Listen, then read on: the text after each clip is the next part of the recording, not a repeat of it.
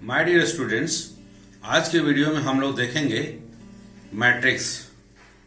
ये क्लास 12 का एक बहुत ही महत्वपूर्ण चैप्टर है, चैप्टर नंबर 3। अब क्वेश्चंस आता है कि आखिर मैट्रिक्स जो हम लोग पढ़ने जा रहे हैं, इस मैट्रिक्स का हमारा क्या उपयोग है हमारे जीवन में। तो बच्चों, आपने इस कोरोना पीरियड में देखा होगा कि जहां जो कोरोना पेशेंट थे उनके संपर्क में जो भी आते थे वो भी संक्रमित हो जाते थे। तो उन डॉक्टर्स को बचाने के लिए और वो जो खाना प्रोवाइड करने वाले जो भी लोग थे उनको बचाने के लिए बहुत से डेवलप्ड नेशन में और हमारे देश में भी रोबोटिक्स का यूज किया गया। रोबोटिक साइंस की मदद से कुछ रोबोट्स बनाए गए और उन रोबोट्स की मदद से उन तक मेडिसिन और दवाई पहुंचाया गया। आप साउथ में चेन्नई में चले जाओगे तो बहुत से ऐसे रेस्टोरेंट हैं जहां की रोबोट्स खाना प्रोवाइड करते हैं। तो ये जो रोबोट बहुत ही इंटरेस्टिंग चीज है। रोबोट्स आखिर बनता कैसे, काम करता कैसे?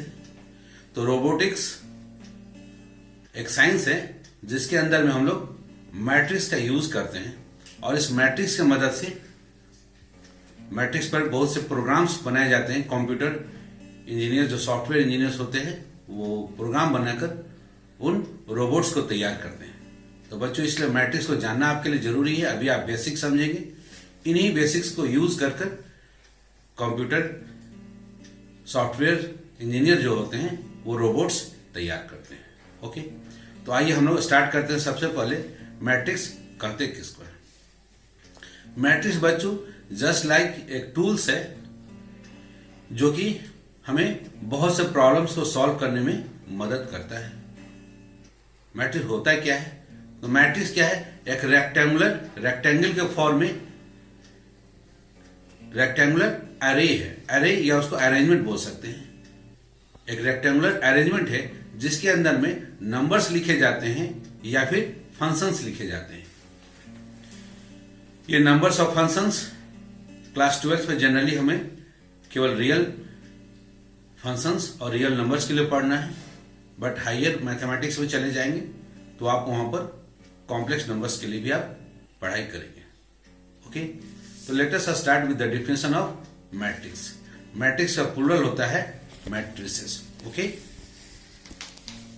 ये जो मैट्रिसेस है, ये मैट्रिसेस मैट्रिक्स का प्लूरल है, सिंगुलर मैट्रिक्स बोलते हैं। और इस आज के कंसेप्ट पर बेस्ड है हमारा एक्सरसाइज 3.1। यदि आप मैट्रिसेस के कंसेप्ट को समझ जाते हैं तो एक्सरसाइज 3.1 को आप आसानी से बना सकते हैं, समझ सकते हैं। सबसे पहले आता है मैट्रिक्स कहते किसको है? तो मैट्रिक्स क्या है? मैट्रिक्स एन ऑर्डर्ड रेक्टेंगुलर अरे या अरेंजमेंट ऑफ नंबर्स और functions is called a matrix. एक रेक्टेंगल फॉर्म में आप यहां देखिए, एक रेक्टेंगल है। इस रेक्टेंगल के अंदर में आपने क्या कर दिया? नंबर्स को लिख दिया या फंक्शंस को इसमें लिख दिया। लेकिन ये जो नंबर्स और फंक्शंस क्या है? ऑर्डर्ड में लिखे गए हैं। अब ऐसा नहीं कि यहां का जो एलिमेंट है आप उसके पोजीशन को हटा के यहां पर लिख देंगे, यहां के एलिमेंट्स को वहां लिख देंगे। मतलब सभी का जो पोजीशन है वो एक फिक्स्ड है, इसलिए यहां पर बोला गया ऑर्डर्ड। ऑर्डर्ड मतलब एक विशेष क्रम में लिखा गया है, हर एक का क्रम फिक्स्ड है। तो एन ऑर्डर्ड एक विशेष रूल से रेक्टेंगुलर अरेंजमेंट, रेक्टेंगल के फॉर्म में एक अरेंजमेंट, एक व्यवस्था, इस व्यवस्था को, इस अरे को हम लोग मैट्रिक्स बोलते हैं। एन ऑर्डर्ड एक ऑर्डर के रूप में रेक्टेंगुलर अरे या अरेंजमेंट ऑफ नंबर्स और functions is called a matrix. अब इस रेक्टेंगुलर अरेंजमेंट में आप देखेंगे बहुत से हॉरिजॉन्टल लाइंस हैं, बहुत से एलिमेंट, जैसे यहाँ पर A11, A12, A13 ये हॉरिजॉन्टल लाइंस में लिखे गए हैं। तो इन हॉरिजॉन्टल लाइंस को हम लोग, जैसा कि केमिस्ट्री में पीरियोडिक टेबल में हम लोग क्या बोलते हैं? इसको रोज बोलते हैं। यहां भी मैट्रिक्स में रोज बोला जाता है। ये फर्स्ट आपका हो गया फर्स्ट रो, ये आपका रो नंबर 1 हो गया, फर्स्ट रो। ये सेकंड होला रो नंबर 2, ये second row, and so on. इस तरह से सबसे लास्ट में mth रो है तो इसको हम लोग बोल सकते हैं mth रो। तो नेक्स्ट आ जाता है द नंबर्स और functions are called the elements और द एंट्रीज। इसमें जो भी नंबर्स लिखे जाते हैं या जो फंक्शंस है, उन फंक्शंस को हम लोग या तो मैट्रिक्स के एलिमेंट्स बोलेंगे या उनको मैट्रिक्स के इंट्रीज बोलते हैं। दोनों में से कोई एक नाम से आप पुकार सकते हैं। मैट्रिक्स के ये क्या है, एलिमेंट्स हैं, या मैट्रिक्स की ये एंट्रीज है ऑफ द मैट्रिक्स।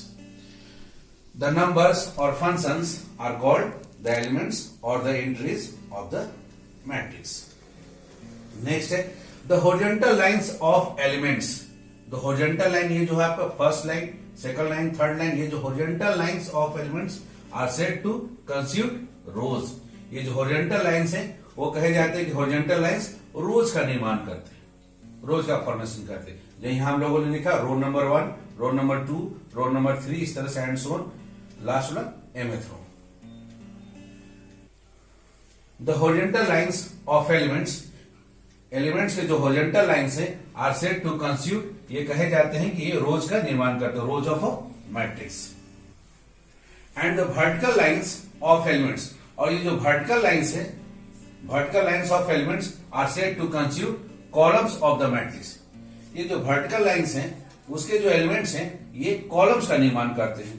तो ये फर्स्ट आपका हो गया यहां पर कॉलम नंबर फर्स्ट C1, ये कॉलम नंबर 2, इसको हम लोग बोलेंगे कॉलम नंबर 2, ये है थर्ड, इसको हम लोग बोलेंगे कॉलम नंबर 3। इस तरह से ये आखिरी में कॉलम नंबर n है, तो कॉलम Cn, nth कॉलम। ये जो मैट्रिक्स यहां पर लिखा गया है इसमें आप देख सकते हैं first horizontal line first row हो गया, second horizontal line second row हो गया, एंड सो ऑन। इसी तरह से ये वाला हॉरिजॉन्टल लाइन है, ith लाइन है, तो इसको हम लोग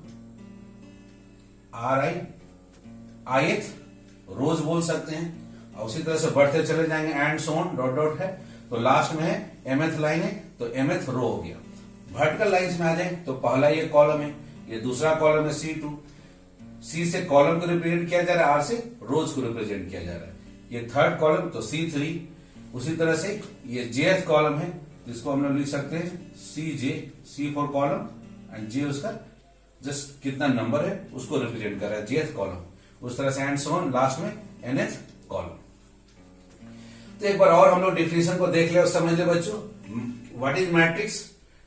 तो मैट्रिक्स क्या है, एन ऑर्डर्ड, एक ऑर्डर्ड का मतलब विशेष रूल से विशेष क्रम में लिखा गया है, सभी का पोजीशन यहाँ फिक्स्ड है, एक क्रम में। एन ऑर्डर्ड रेक्टेंगुलर अरे और अरेंजमेंट ऑफ नंबर्स और functions is called a matrix. The number और functions are called the elements. ये जो नंबर्स है इसमें जो एलिमेंट्स है are called the number or functions are called the elements or the entries of the matrix। ये जो नंबर्स लिखे गए हैं या जो एलिमेंट्स हैं उनको हम लोग मैट्रिक्स के एलिमेंट्स बोलते हैं या एंट्रीज बोलते हैं। The horizontal lines of elements are said to constitute rows. जो हॉरिजॉन्टल लाइंस हैं एलिमेंट्स के वो रोज का फॉर्मेशन करते हैं of the matrix. And the vertical lines of elements are said to constitute columns of the matrix.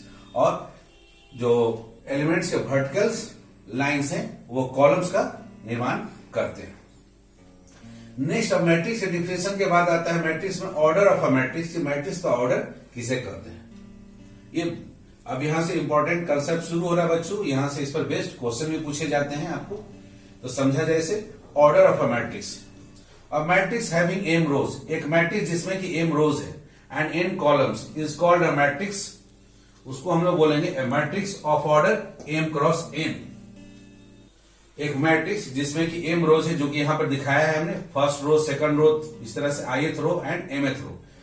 तो matrix having m rows and n columns, first column, second column, third column, jth column, उस तरह से nth column, तो उसको हम लोग बोल रहे हैं a matrix having m rows and n columns is called a matrix of order m cross n। तो ऑर्डर इस तरह से हो गया कि सबसे पहले रोज की संख्या लिखे, फिर क्रॉस सिंबल लिखे, उसके बाद कॉलम्स की संख्या लिखे। तो इस तरह से लिखा जाता है। ऑर्डर का मतलब हो गया उस मैट्रिक्स में कितने रोज हैं एंड कितने कॉलम्स हैं। और लिखने का तरीका हो गया, और सिंपली आप बोल सकते हैं m क्रॉस n मैट्रिक्स। सबसे पहले नंबर ऑफ रोज लिख दे, क्रॉस का सिंबल दे दे, फिर नंबर ऑफ कॉलम्स लिख दे और बोले मैट्रिक्स। तो m क्रॉस n मैट्रिक्स का मतलब एक मैट्रिक्स जिसमें m रोज है और n कॉलम्स है। इसको पढ़ेंगे कैसे, read as and m by n matrix. इसको आप डायरेक्टली बोल सकते हैं क्योंकि ऑर्डर इसका m क्रॉस एन है तो m by n matrix. This is a rectangular matrix of order m cross n order का ये मैट्रिक्स है। इसको पढ़ेंगे हम लोग और मैट्रिक्स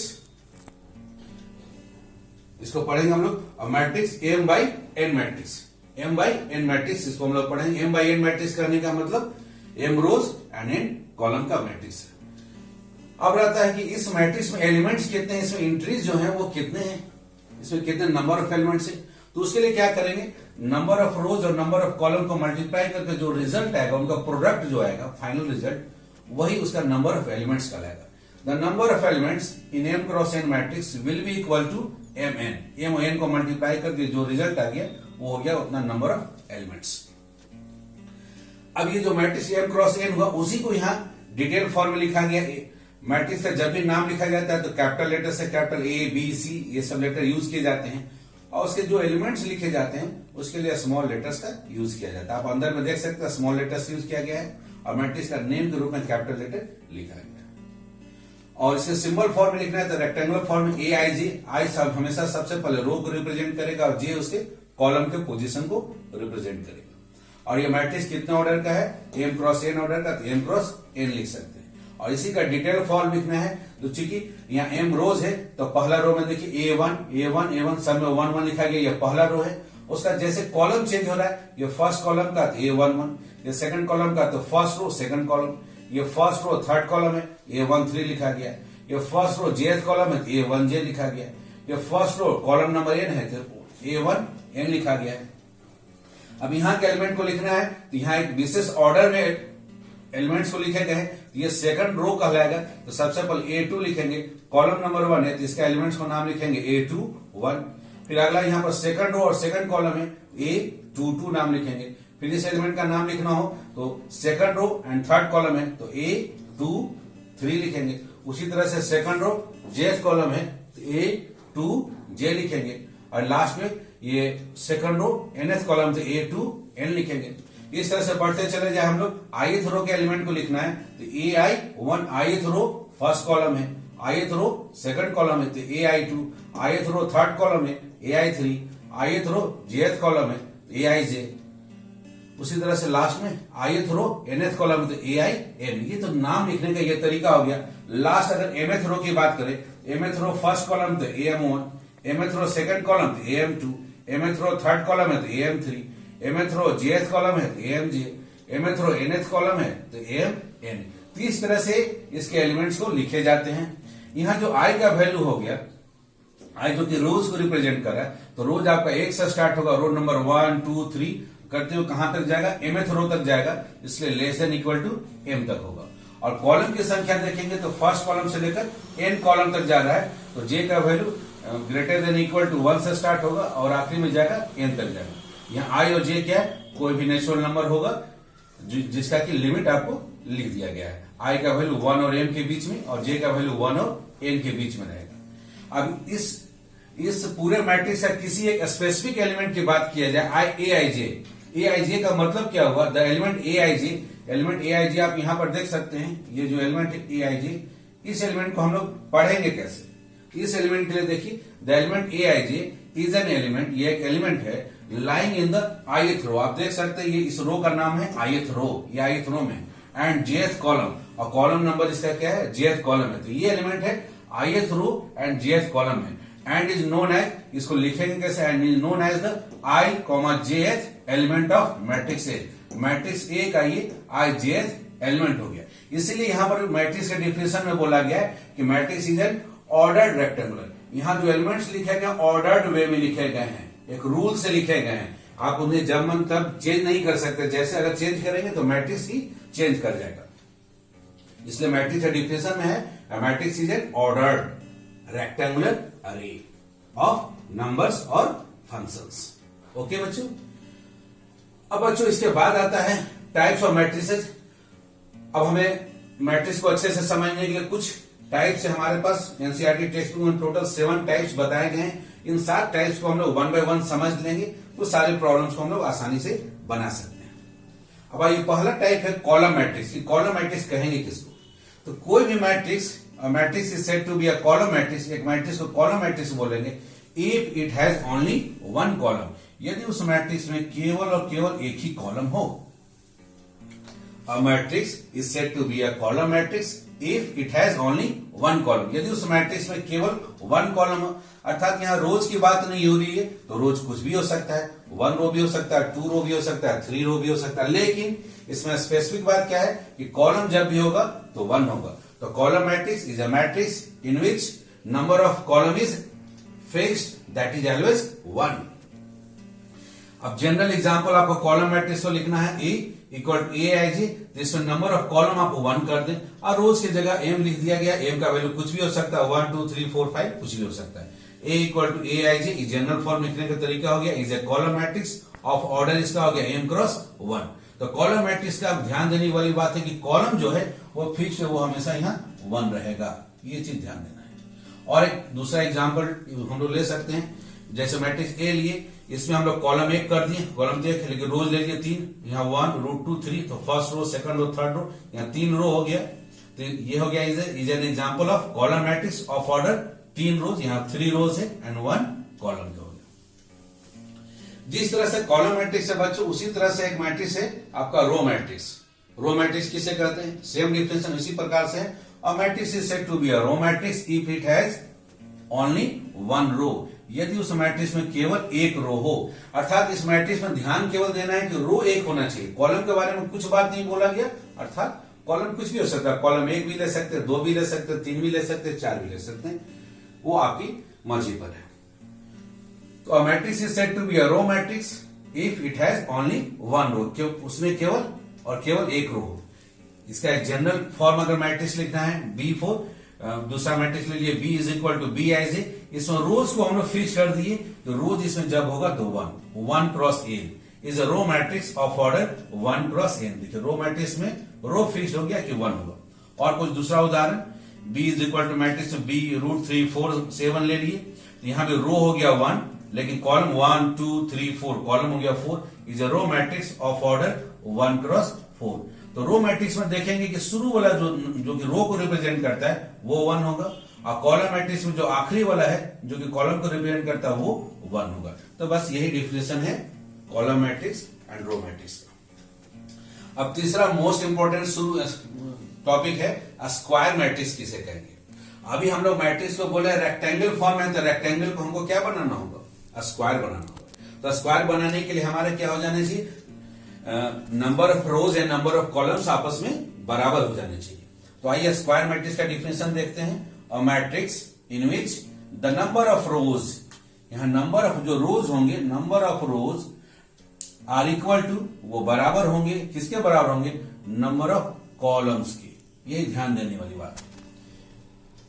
कोई भी मैट्रिक्स रेक्टेंगुलर अरेंजमेंट है, यदि उस रेक्टेंगुलर अरेंजमेंट में number of rose and number of columns आपस में इक्वल हो जाएंगे, तो वही मैट्रिक्स आपका स्क्वायर मैट्रिक्स के नाम से जाना जाएगा। और matrix in which the number of rows are equal to the number of columns is said to be a square matrix, उसको हम लोग बोलते हैं स्क्वायर मैट्रिक्स। तो इसको समझते हैं। मान लें हमारे पास m क्रॉस n मैट्रिक्स है, is said to be a square matrix. इसको कब स्क्वायर मैट्रिक्स बोलेंगे, जब m और n नंबर ऑफ रोज को रिप्रेजेंट कर रहा है, n नंबर ऑफ कॉलम्स को रिप्रेजेंट कर रहा है, और दोनों आपस में बराबर हो जाए।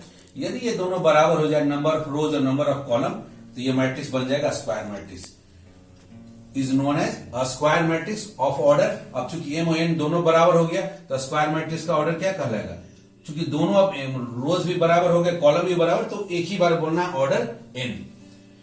इसको जनरल फॉर्म में हम लोग कैसे लिखेंगे, जैसे a equal to A I J m cross n, तो n भी यहां चूंकि m हो गया तो m क्रॉस m लिख दिए, is a square matrix of order यहां m।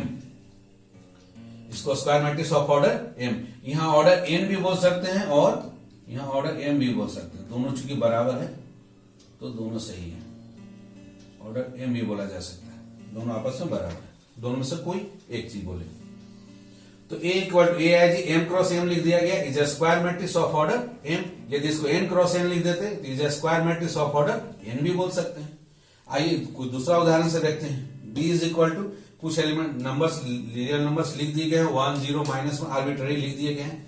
इसमें आप देखें तो number of rose first second third, यहाँ 3 रोज हैं और कॉलम कितना है 1 2 3, कॉलम भी 3 है। Is a square matrix of order 3, चूंकि रोज भी 3 हो गया, कॉलम भी 3, इसको स्क्वायर मैट्रिक्स ऑफ ऑर्डर 3 बोलेंगे। 3 क्रॉस 3 ना बोलकर हम लोग बोलते हैं ऑफ ऑर्डर 3, और स्क्वायर मैट्रिक्स बोल दिए तो ये अंडरस्टूड हो जाता है कि इसका स्क्वायर मैट्रिक्स में नंबर ऑफ रोज या नंबर ऑफ कॉलम दोनों बराबर हैं, और वो दोनों कितने के बराबर हैं 3 के बराबर, अर्थात ये मैट्रिक्स है 3 क्रॉस 3 ऑर्डर का। आइए बच्चों, अब नेक्स्ट है डायगोनल मैट्रिक्स किसे कहते हैं। तो डायगोनल मैट्रिक्स जानने से पहले हमको जानना होगा डायगोनल एलिमेंट्स किसे कहते हैं। तो ये जो आपके एलिमेंट्स यहां पर देखेंगे A11, A11, A22, ये जो एलिमेंट है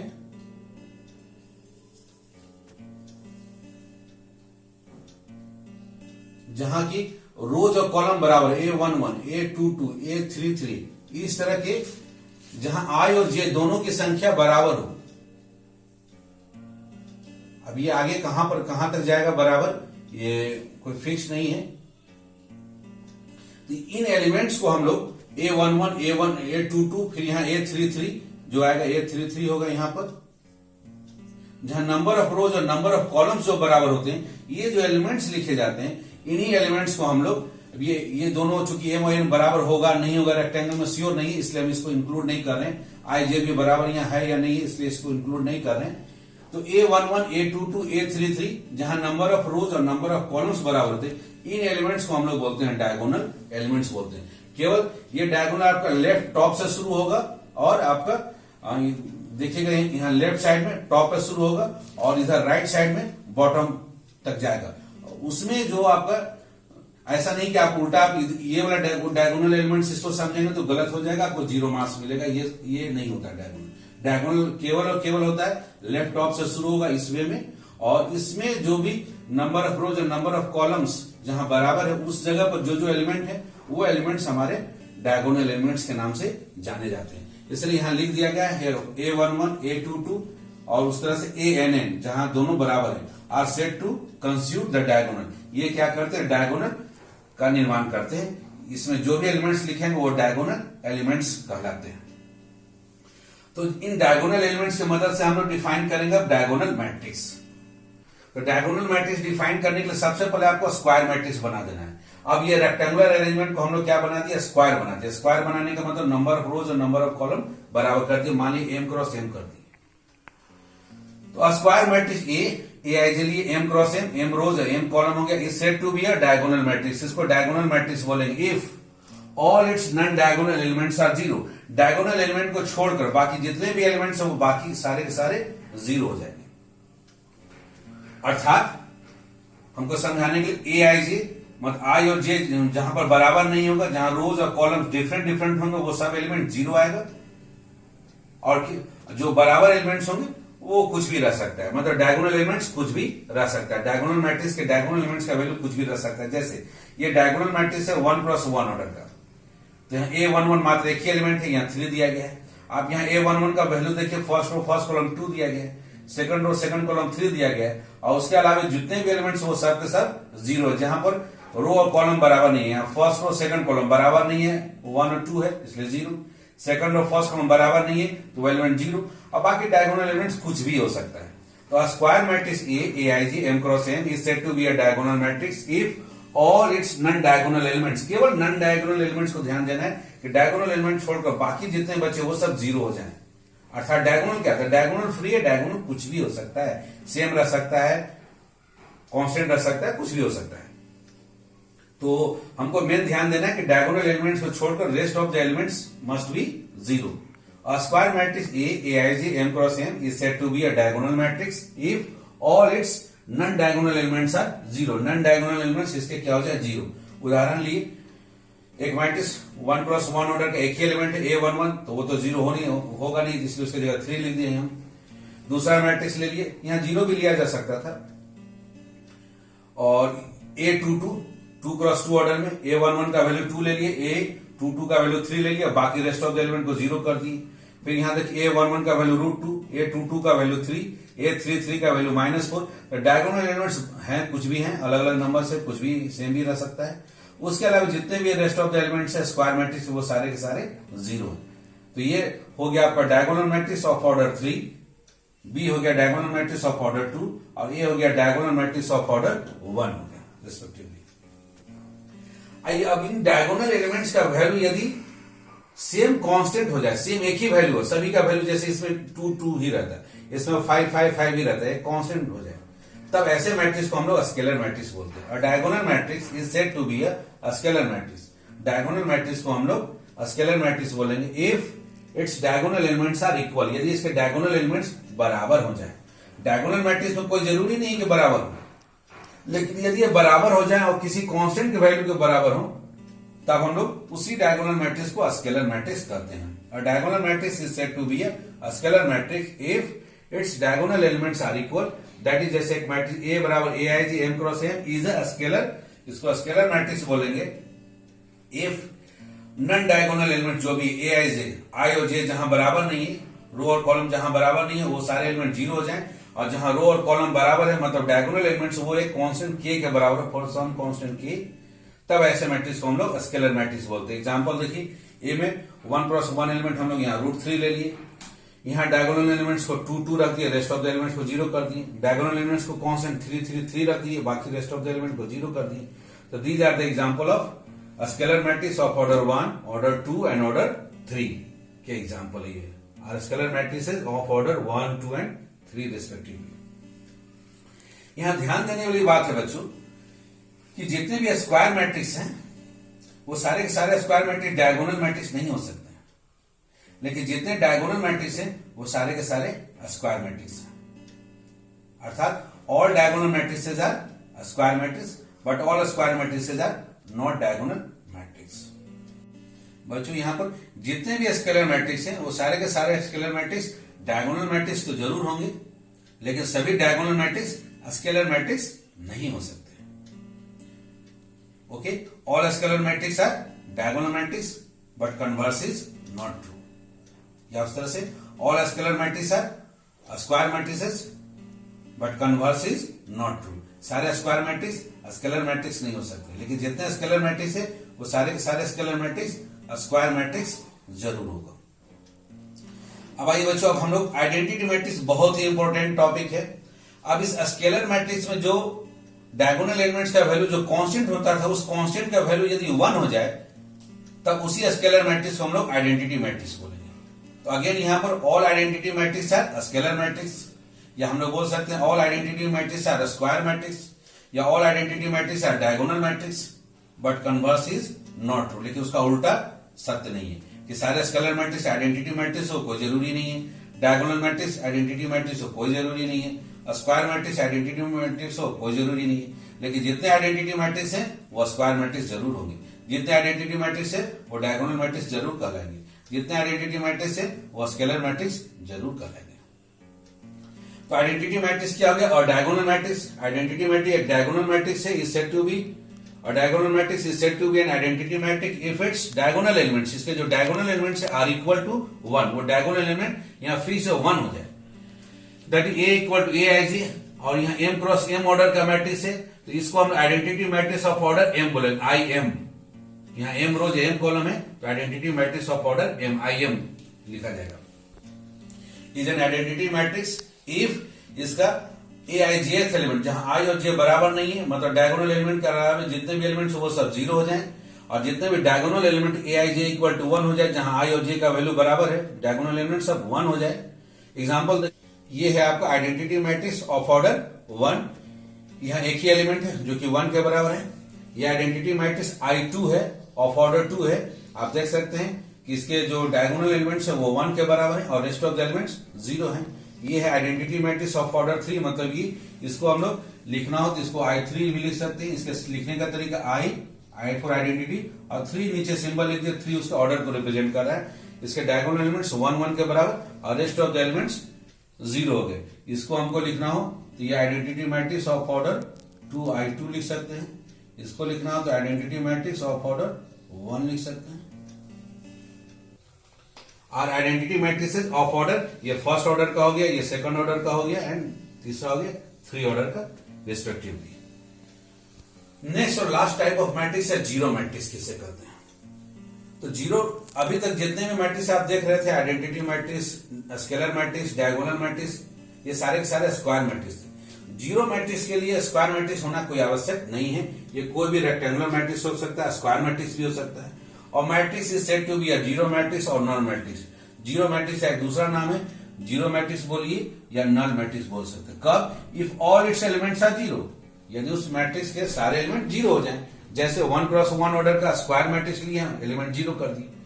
2x2 ऑर्डर का स्क्वायर मैट्रिक्स लिए और इसका सारे एलिमेंट को जीरो कर दिए। तो इसको हम लोग लिखने के लिए नल मैट्रिक्स को जीरो लिख दिया। ऑर्डर 2 है तो 0 2 लिख सकते हैं। नल मैट्रिक्स ऑफ ऑर्डर 1 है तो इसको हम लोग 0 1 भी लिख सकते हैं।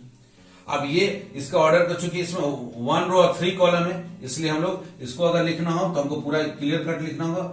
Zero matrix of order 1 row and यहाँ पर कॉलम कितने हो गए? 3, 1x3। और जहां केवल 0 2 लिखा गया इसका मतलब 2x2 है, 2 रो और 2 कॉलम है और सारे एलिमेंट्स उसमें 0 है। और जहां पर केवल सिंगल लिखा गया उसमें रो और कॉलम दोनों की संख्या सेम है, हमको समझना है। और अगर डिफरेंट है तो वहां लिखना होगा, मेंशन करना होगा। आर ऑल जीरो मैट्रिसेस, ये सारे के सारे जीरो मैट्रिसेस के उदाहरण है। लास्ट टॉपिक है बच्चों 3.1 को बनाने के लिए इक्वलिटी ऑफ मैट्रिक्सेस। दो मैट्रिक्स को कब इक्वल मैट्रिक्स बोलेंगे? टू मैट्रिक्सेस, एक मैट्रिक्स से ए और दूसरा मैट्रिक्स से बी, ये दोनों इक्वल मैट्रिक्स कहलाएंगे। Are said to be equal matrix if, इनमें दो कंडीशंस है। पहला, दे आर सेम ऑर्डर, इन दोनों मैट्रिक्स का ऑर्डर सेम होना चाहिए। पहले मैट्रिक्स में जितना नंबर एंड कॉलम है, बी मैट्रिक्स में भी नंबर एंड कॉलम सेम होना चाहिए। पहला शर्त यही है कि दोनों में number of rose and column same होना चाहिए। दूसरा है, जब दोनों का ऑर्डर सेम हो गए तो ईच एलिमेंट, पहला मैट्रिक्स का प्रत्येक element, each element of A is equal to the corresponding element of B.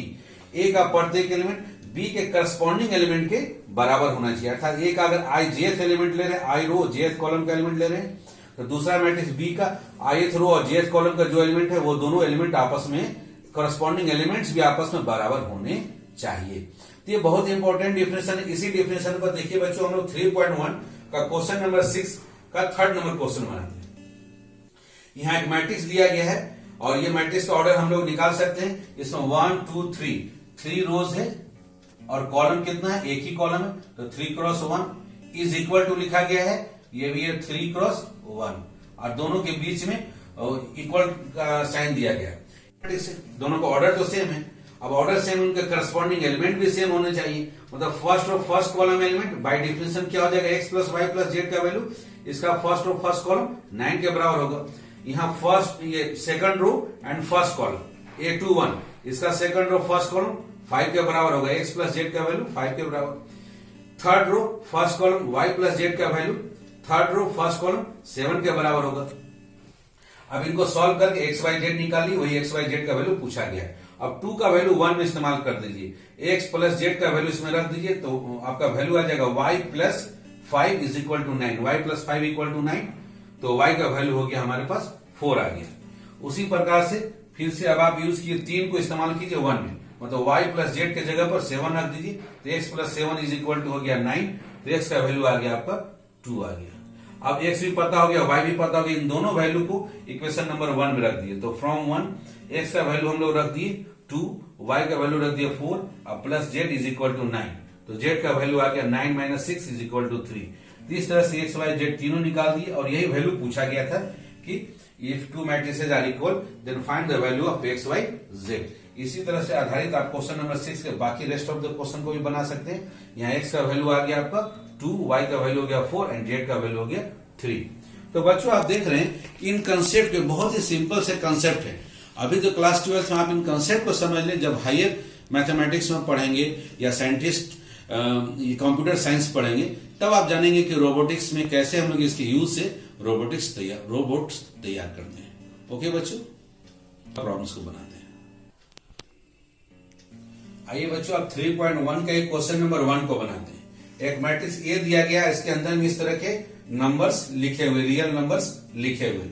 पहला पूछा जा रहा है कि the order of the matrix, इस मैट्रिक्स का ऑर्डर क्या हो। तो हम लोग आज डिफिनेशन को देख लिए। ऑर्डर के लिए क्या करना है, पहले रोज काउंट कीजिए 1 2 3, इसमें 3 रोज है तो ऑर्डर के लिए 3 लिखेंगे, फिर क्रॉस का सिंबल देंगे। कॉलम काउंट करेंगे 1 2 3 4, तो ये 3 क्रॉस 4, ये हो गया उसका मैट्रिक्स का ऑर्डर।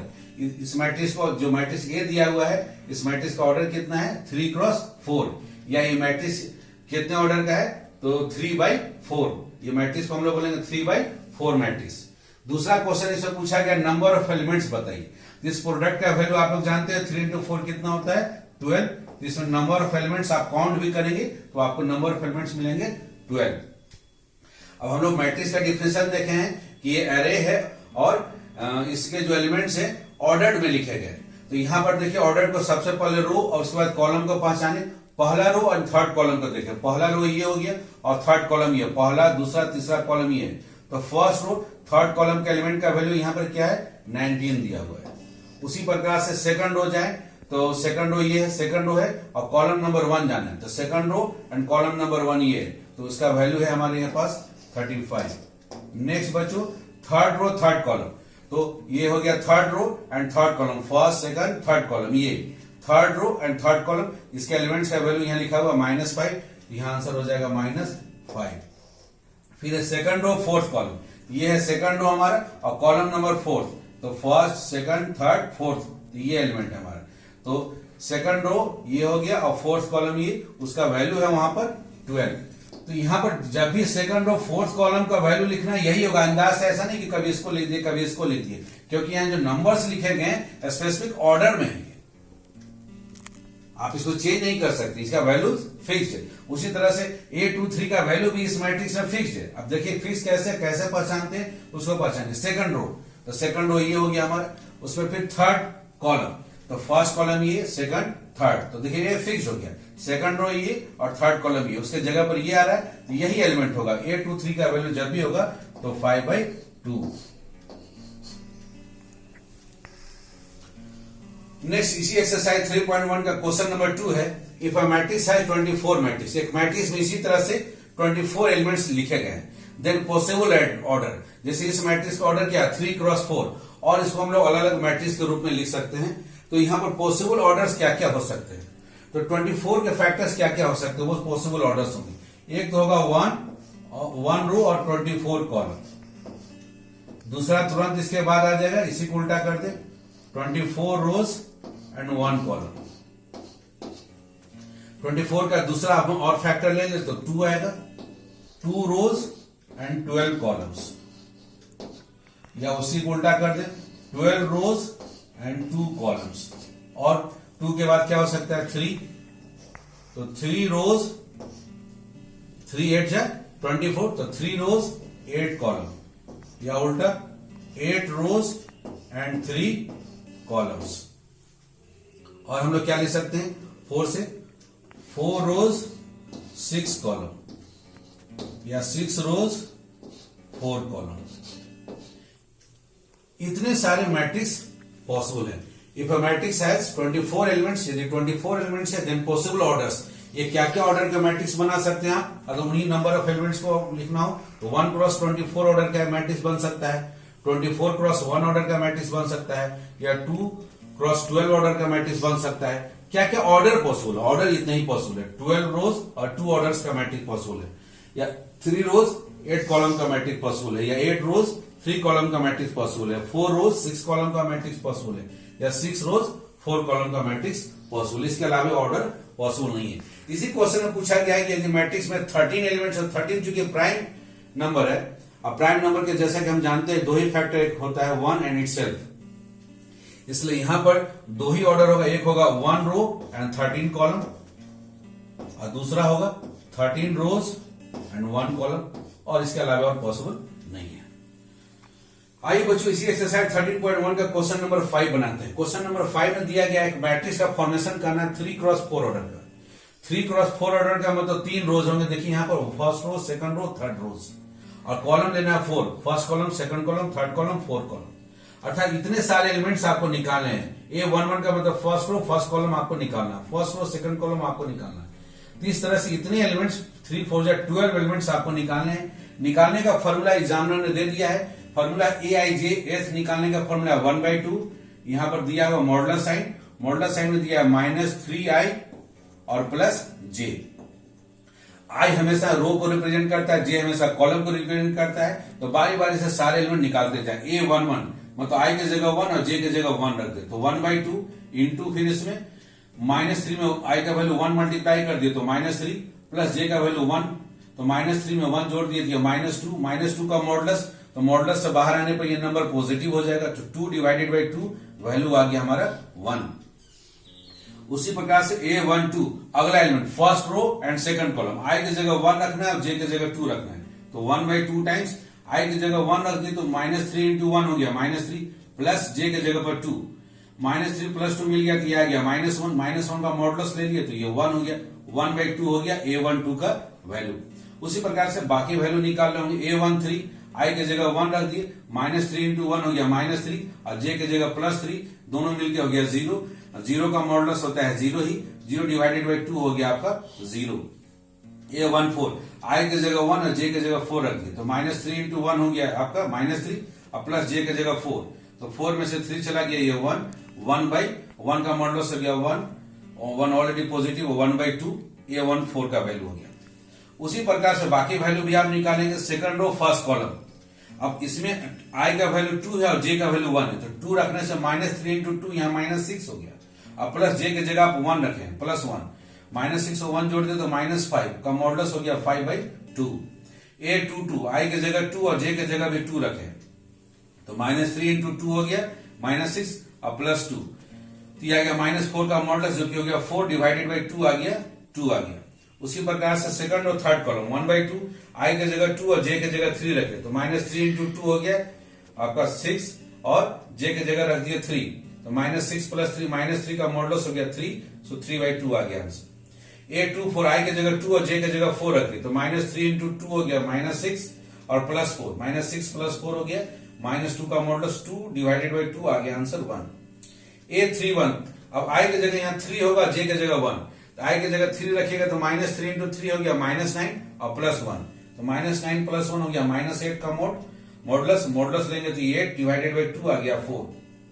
A32 आई की जगह पर 3 और जे की जगह पर 2 लेंगे तो -3 इंटू 3 -9 और +2 -9 + 2 हो गया -7 का मॉडुलस आ गया 7 डिवाइडेड बाई 2। उसी प्रकार से A33 आई की जगह पर 3 और जे की जगह पर 3 रख दिए तो -3 इंटू 3 -9 और +3 तो यह आ गया -6 का मॉडुलस जो कि 6/2 आ गया आंसर 3। अब A34 आई की जगह पर 3 और जे की जगह पर 4 रख दिए तो -3 इंटू 3 -9 और +4 ये आ गया -5 का मॉडुलस 5/2। अब ये सारे एलिमेंट्स को ऑर्डर में उसी तरह से लिख दिए। A11 का वैल्यू 1, A12 का वैल्यू हाफ, फिर A13 का वैल्यू 0, फिर A14 का वैल्यू 1/2, उसी प्रकार से A21 का वैल्यू 5/2, A22 का वैल्यू 2, A23 का वैल्यू 3/2 और उसके बाद A24 का वैल्यू 1, फिर A31 का वैल्यू 4, A32 का वैल्यू 7/2, A33 का वैल्यू 3 और A34 का वैल्यू 5/2 और यही आपका आंसर हो गया। इसी मैट्रिक्स को आपको निकालना है। इसी तरह बच्चों जितने भी क्वेश्चन है 3.1 एक्सरसाइज के आप सारे क्वेश्चन को बना सकते हैं। फिर भी आपको डाउट्स आता है तो मेरे कमेंट बॉक्स में लिखना ना भूले। ओके बच्चों, वीडियो पसंद आता है लाइक एंड सब्सक्राइब कर लो, बेल आइकन दबाना ना भूले ताकि आपको उसका सोल्यूशन जब मिले तो आपको नोटिफिकेशन प्राप्त हो बच्चों। ओके बच्चों, थैंक यू।